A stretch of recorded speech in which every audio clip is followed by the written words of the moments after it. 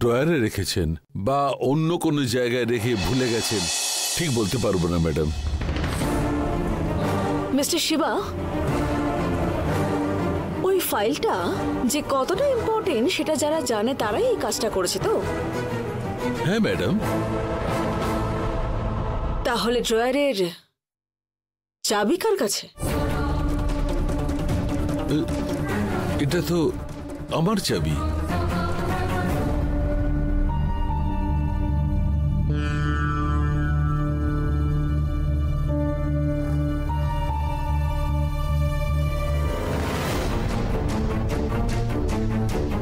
এদিকে এসো অতনু। হ্যাঁ madam. File. Madam. Mister Shiba, এইটাই সেই ফাইলটা তো?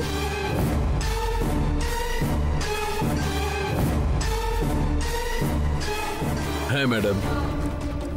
তাহলে এই ফাইলটা আপনার স্কুটিতে কি করে গেল? ম্যাডাম, আপনি আমাকে সন্দেহ করছেন? এটা ডাউট নয় মিস্টার শিবা, আমি কনফার্ম হয়ে বলছি। তাহলে এই ফাইলটা আপনার স্কুটিতে গেল কিভাবে?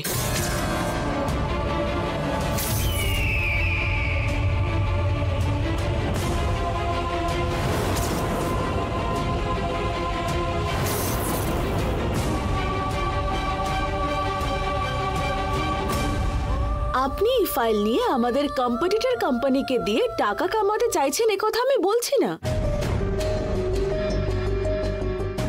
আপনি আমার দাদার এই কোম্পানিতে এসে কাজ করাটা পছন্দ করছেন, সেই জন্য ওনাকে যত তাড়াতাড়ি যেভাবে সম্ভব এই কোম্পানি থেকে বের করতে হবে। তাই আপনি এটা করছেন আমি বুঝতেই পারছি।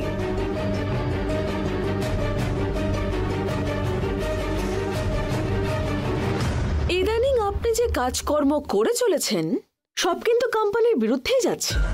সেদিন যখন মেটেরিয়ালস গুলো পুড়ে গেল সেদিন দয়া না দেখিয়ে আপনাকে কোম্পানি থেকে বের করে দেওয়াই উচিত ছিল, কিন্তু আপনি এই কোম্পানিতে বহু বছর কাজ করছেন এবং খুব পরিশ্রম করেছেন, আর এই একটা কারণেই আপনাকে আমি বের করিনি। কিন্তু এখনো যদি আপনাকে আমি এই কোম্পানিতে কন্টিনিউ করতে দিই তাহলে এই কোম্পানির লস করিয়ে কোম্পানির সমস্ত ওয়ার্কারদের পেটে লাথি মারবেন। আপনার স্বার্থ আর ইগো রক্ষা করতে আপনি যে সবকিছু করতে পারেন আর কত নিচে নামতে পারেন সেটা আজকে প্রমাণ করে দিলেন। ম্যাডাম, ওই ফাইলটা আমি হাতেই নিইনি। তাহলে এই ফাইলটা নিজে নিজে হেঁটে গিয়ে আপনার স্কুটির ভেতরে বসে পড়ল? তাহলে এবার আপনি নিজে রেজিগনেশন লেটার দেবেন নাকি আমি আপনাকে টার্মিনেশন লেটার দেব?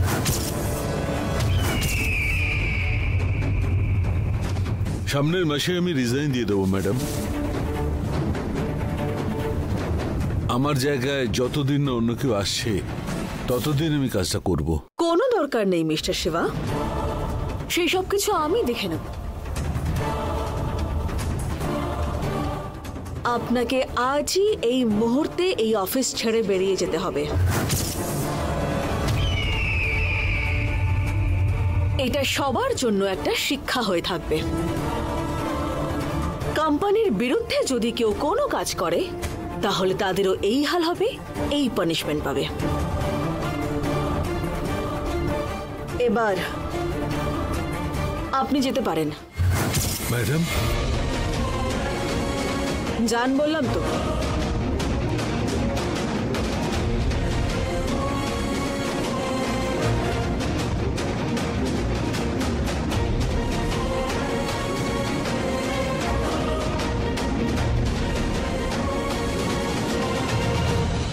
আসলে আমার এইভাবে অফিসে কাজ করার অভ্যেস নেই দিদি। এখানকার পলিটিক্স, এখানকার নিয়ম আমি কিছুই বুঝি না, তাই আমি কি করব সেটাও বুঝতে পারছি না।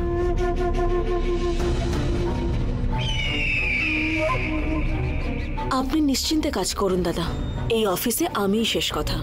আমাকে পেরিয়ে এই অফিসে কিচ্ছু হবে না। আপনি এখানে নিশ্চিন্তে কাজ করে যান।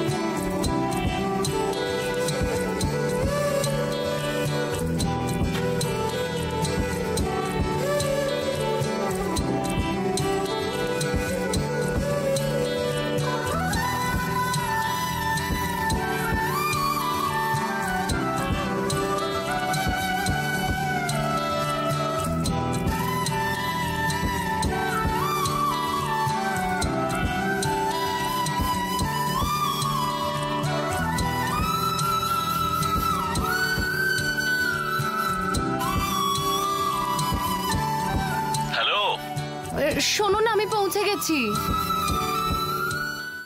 অটো ধরে তুই সল্ট লেকে চলে আয়। ঠিক আছে, আমি আসছি। ঠিক আছে, চলে আয়।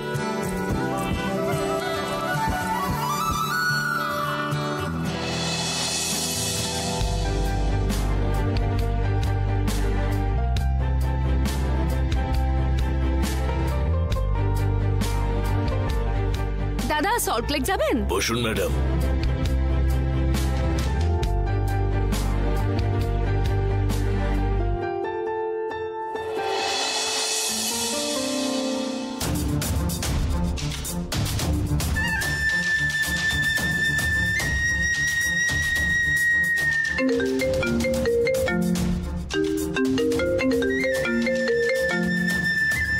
হ্যালো। হ্যালো, নমস্কার ম্যাডাম। নমস্কার, কে? ম্যাডাম, আমি মিস্টার শিবার মেয়ে কথা বলছি। ও, তুমি? আচ্ছা, বলো কেমন আছো? আমি ভালো আছি, আর আপনি? আমিও ভালো আছি। বলো, কি বলবে? ম্যাডাম, আপনার সাথে একটু পার্সোনাল কথা বলার ছিল আমার। পার্সোনাল কথা? ওকে, কোথায় আছো এখন তুমি? আমি কলেজের কাছেই আছি। কলেজে একটা প্রোগ্রাম ছিল, এই বেরিয়ে পড়ছি ম্যাডাম। ওকে, তুমি একটা কাজ করো, তোমার কলেজের কাছেই আমার একটা ফ্যাক্টরি আছে, ওর পাশে দেখবে একটা পুকুর আছে, তুমি ওখানে পৌঁছো, আমি যাচ্ছি এক্ষুনি। আচ্ছা, ঠিক আছে ম্যাডাম, ওকে।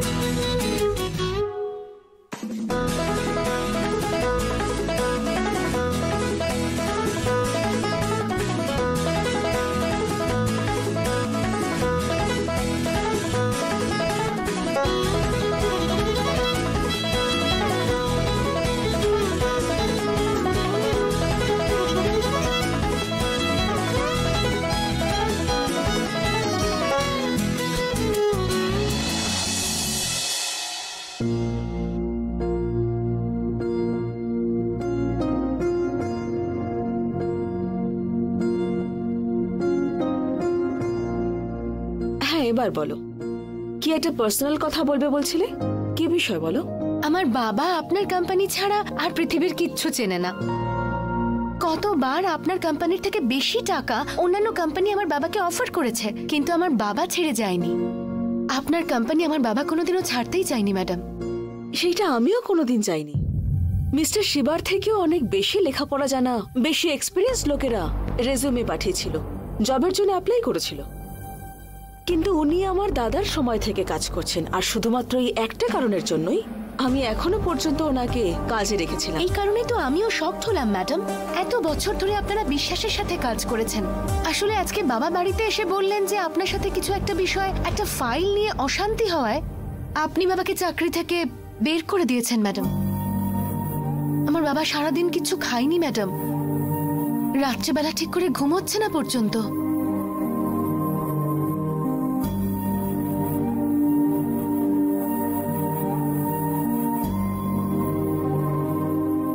ভারতী, কারোর শরীরে যখন বড় রোগ হওয়ার সম্ভাবনা থাকে তখন সেটা হওয়ার আগে ওই রোগের কয়েকটা সিমটমস দেখা দেয়।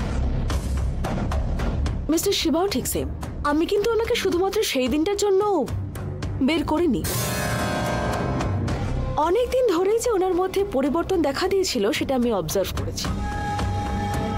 উনি কোম্পানির ওনারের মতো বিহেভ করছিলেন, কাজের দিকে ওনার কোনো লক্ষ্যই ছিল না, দায়িত্ব নিচ্ছিলেন না। এই তো সেদিন আমি 1 লোড প্যাকিং ম্যাটেরিয়ালস আনালাম, উনি ওটার কোনো ইন্স্যুরেন্সই করাননি। সেগুলোতে আগুন লেগে কোম্পানির 1 কোটি টাকা লস হয়েছে। জিজ্ঞেস করাতে উনি অন্যের নামে দোষ দিচ্ছিলেন। উনি আগের মতো সিনসিয়ার নেই, যাই বলি না কেন তর্ক করেন, আমার সিদ্ধান্ত নিয়ে সবসময় প্রশ্ন করেন।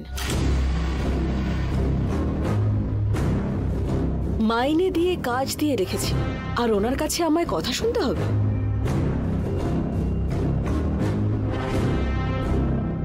এখন আর এইসব বলে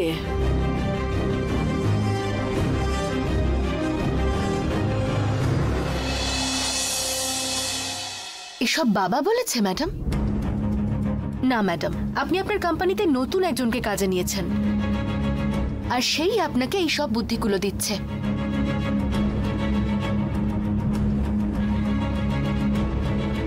দেখো ভারতী, কয়েকটা সিদ্ধান্ত আমি আমার ইমোশনের ভিত্তিতে নিয়ে থাকি, আর যদি সেটা নিয়ে আমাকে প্রশ্ন করা হয় আমার ভালো লাগবে বলো? না না, উনি যদি অন্য কোনো কোম্পানিতে জয়েন করেন তাহলে ওনার এই ব্যবহার আর প্রশ্ন করার স্বভাবটা একটু বদলে ফেলতে বলুন। তার কারণ আমার মতন ধৈর্য সবার তো থাকবে না। ঠিক আছে ম্যাডাম, আমার বাবার ইমপ্রেশন যদি আপনার কাছে এতটাই খারাপ হয়ে থাকে তাহলে সময় নষ্ট করে লাভ নেই। এবার আমি আসি ম্যাডাম। আমি ইচ্ছে করে ওনার প্রতি ধারণা পোষণ করিনি, ওনার ব্যবহারের জন্যই আমার মনে এই ইমপ্রেশন তৈরি হয়েছে। তুমি একটা বিষয় ভালো করে ভেবে দেখো, এত বছর তো এই সমস্যা ছিল না, এখন কেন এই সমস্যা হলো আমাদের মধ্যে? আমি তো এক ফোঁটাও বদলাইনি। এইসব গিয়ে তুমি ওনাকে বোঝাও। ঠিক আছে, আমি এখন আসি ম্যাডাম। চলো, আমি ড্রপ করে দিচ্ছি। কোনো ব্যাপার না ম্যাডাম, আমি ট্যাক্সি করে চলে যাব।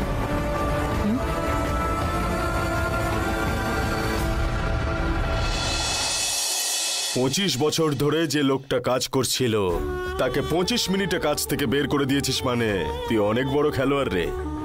শুধু এটা নয় আদি, দেবী উমা গ্রুপ অফ ইন্ডাস্ট্রিজে শিবানীর পরে যদি কেউ পাওয়ারফুল থাকে সেটা হলো শিবা।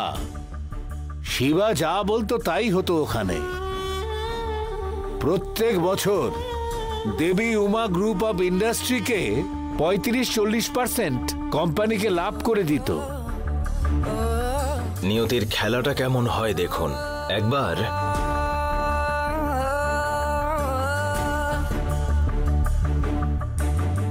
শিবানীর বিরুদ্ধে দাঁড়াবে বলে আমার বসের কাছ থেকে টাকা নিয়েছিল, তারপর ইনকাম ট্যাক্সের অফিসারের কাছে ফাঁসিয়ে দিল বসকে।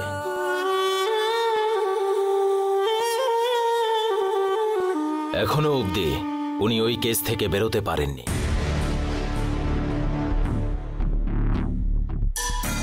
এই বিষয়টা সায়নদা শুনলে সায়নদা খুবই খুশি হয়ে যাবে। সায়নদা নিজে অনেকবার ট্রাই করেছে কিন্তু কিছুই করতে পারেনি। আপনি একেবারে গুরুদেব, একদিনের মধ্যে কেমন সব বের করে দিলেন। এই খুশিতে শুরু করা যাক, তোলো। Cheers!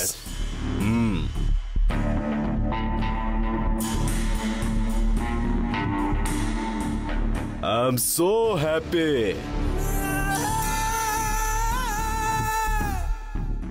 এখন আমার কাছে একটা শক্তিশালী টিম আছে। আমি গতকালই শিবার উপরে একটু নজর রাখার কথা বলেছিলাম, কিন্তু তুই আজকে শিবাকে ওর অফিস থেকেই যে ছাড়িয়ে দিলি রে ভৈরব। হ্যাঁ, দারুণ ব্যাপার। ভালো শিকার একটু সময় নিয়ে করতে হয়, বাজেগুলোকে সঙ্গে সঙ্গে করে দেওয়া যায়। এক্ষেত্রে পাপ পুণ্য এসব কিছু দেখতে নেই। এটা করলে মৃত্যু পর্যন্ত সে আর ভুলবে না।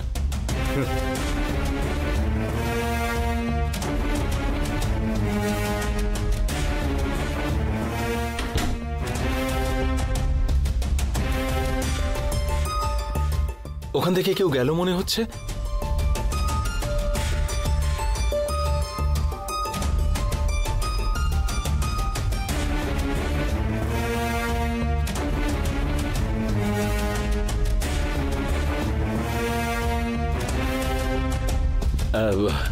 আমার প্রেমিকা এসেছে বলে মনে হচ্ছে।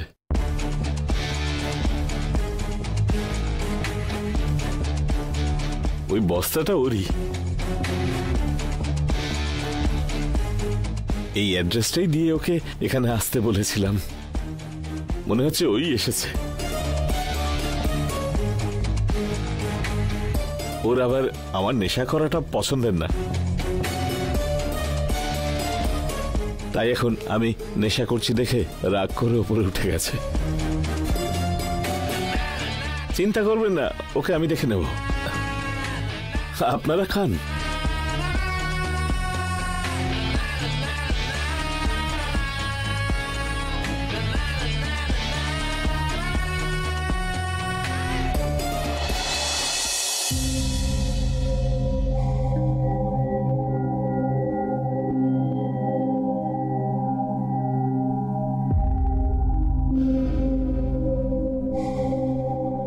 আচ্ছা, তুমি এখানে কি করছো বলো তো? কেন, কাজ করছি। দেখছিস জায়গাটা ভালো না? আমি বস্তি থেকে একদম প্রাসাদে উঠে এসেছি। লুঙ্গি গেঞ্জি ছেড়ে প্যান্ট শার্ট কোট পর্যন্ত এসেছে। লোকাল রাম ছেড়ে অরেঞ্জ স্কচে শিফট হয়েছি। হ্যাঁ, দেখো ভৈরব, জল তেষ্টা পেয়েছে বলে তুমি বিষ খেতে পারো না। তোমাকে একবার দেখবো বলে আমি এত দূর থেকে এখানে এসেছি। তোমাকে দেখেই মনে হচ্ছে কোনো চোর চিটিংবাজ লোকেদের সঙ্গে তুমি মিশছো। আর এখানকার কাউকে আমার ঠিকঠাক বলে মনে হলো না। এদের মুখ দেখেই মনে হচ্ছে এরা মিথ্যেবাদী, অসৎ, চিটিংবাজ এক একটা। এই শোনা, এভাবে বলতে নেই। আমাদের বস কত ভালো লোক জানিস। ময়লার ঝুড়ি থেকে বার করে আমায় সিংহাসনে একেবারে বসিয়েছে। কোটি কোটি টাকার বিষয়ে আমাকে উনি ইনভলভ করে দিয়েছেন। এই জন্যই তো আমার ভয় লাগছে। একটা কথা মনে রাখবে ভৈরব, বাঘ হরিণের কাছে কখনো ভালোবাসা পেতে আসে না, মেরে খেয়ে ফেলার জন্য আসে। তুমি কিন্তু ওদের আসল উদ্দেশ্য জানোই না। তোমাকে প্রচুর টাকা দিচ্ছে, পেট ভরে তোমাকে খেতে দিচ্ছে, সুন্দর একটা থাকার জায়গাও দিয়েছে। আর সেই জন্য তোমার বুদ্ধি লোপ পেয়েছে। ওরা তোমার ভালো করছে না গো, তোমাকে ব্যবহার করছে। এই পয়সাওয়ালা লোকগুলোর কাছ থেকে খুব সাবধানে থাকতে হয়। গরিবদের মানসিকতা, তাদের অনুভূতির কোনো মূল্যই নেই। দেখ, এসব কিছু নেগেটিভ ভাবে দেখিস না, পজিটিভ ভাবে দেখ। ভালো লোকদের কাছে কাজ করলে 500 টাকা 1000 টাকার জন্য মরতে হয়, আর এদের মতন লোকদের কাছে কাজ করলে লাখ কোটি কোটি টাকা কামানোটা কোনো ব্যাপারই না রে। সৎ ভাবে তুমি 500 টাকাও রোজগার করলে তার মূল্য অনেক। তুমি কুলির কাজ করো, সিকিউরিটি গার্ডের কাজ করো, আমি খুশি হয়ে তোমার সঙ্গে থাকবো। তুমি এই এই ধরনের কাজ করে যদি আমাকে প্রাসাদের মধ্যেও রাখো, আমি সুখী হব না। আচ্ছা তাহলে বল, আমাকে এখন ঠিক কি করতে হবে? আমার সাথে চলো তুমি। আমাদের গ্রামে থেকে কোনো ছোটখাটো কাজ করবে, আমরা একসাথে থাকবো। আমি আছি তো তোমার সঙ্গে, তোমার খরচ চালাবো আমি। এই শহরের জীবন মিথ্যে জীবন গো। আসলে এখানে সবকিছু লোক দেখানো, কোনো কিছু মন থেকে হয় না।